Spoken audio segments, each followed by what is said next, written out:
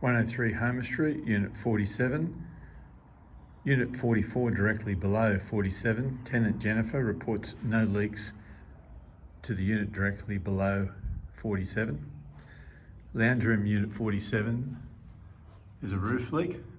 This might be associated with a barge board flashing or the flashing from the service duct or event penetration through the roof. It can be checked out from the roof. Easy ladder access to the roof. The tiles to Unit 47 are not cracked. They're relatively good condition.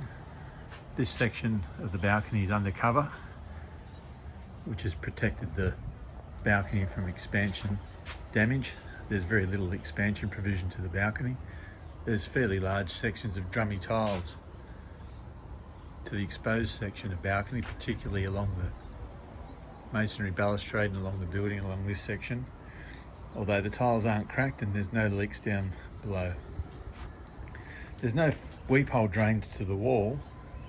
The cavity flashing is visible, so it's imperative that water penetration of the wall is minimised or stopped, as water can't currently drain out the wall, and this wall would benefit from a few weep holes being installed to drain the cavity. This would be done by brick removal, replacing the brick after inspecting the cavity and leaving a few weep hole drains. I just suggest at least one either side of the window. The window weather shields all need to be sealed up to stop water penetration into the masonry cavity, particularly around the windowsill.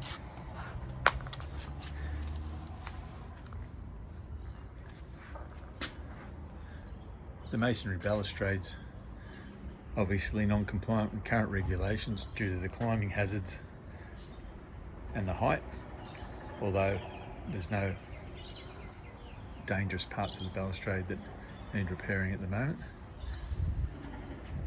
The whole balcony, however, drains through these two tiny 40 to 50 mil drain holes that are partially covered with leaf debris. This particular drain hole here was blocked with some plants and leaf matter I've cleared. The drain penetrates through the wall into a 40 mil PVC pipe and terminates with a stack downstairs. We could drill some overflow provision into this wall to stop unit flooding, although that may compromise the waterproof membrane. Although, due to the height and the fact it's hard to access the external stacks and do any drainage improvement, I'd recommend that an overflow, 50 mil overflow, be drilled in about this position to protect the unit from internal flooding.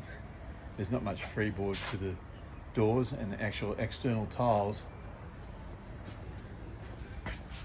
are only marginally lower than the floor level inside.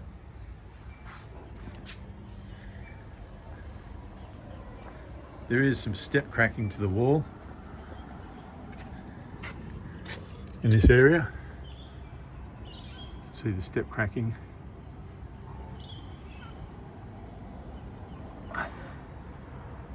At a bare minimum, these mortar joints need to be sealed, preferably Helifix crack stitch repair bars installed every second or third course for the length of that step crack.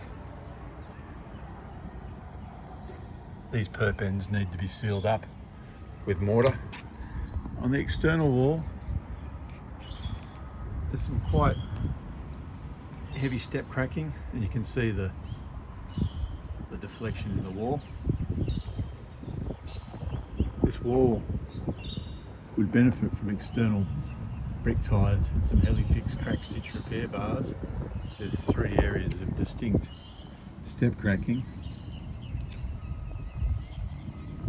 There, there, and there.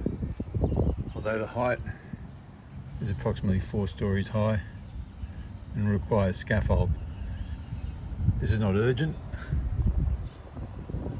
although that crack width should be visually monitored when funds allow Elifix crack stitch repair bars and some dry fix wall ties installed to those 3 areas of step crack.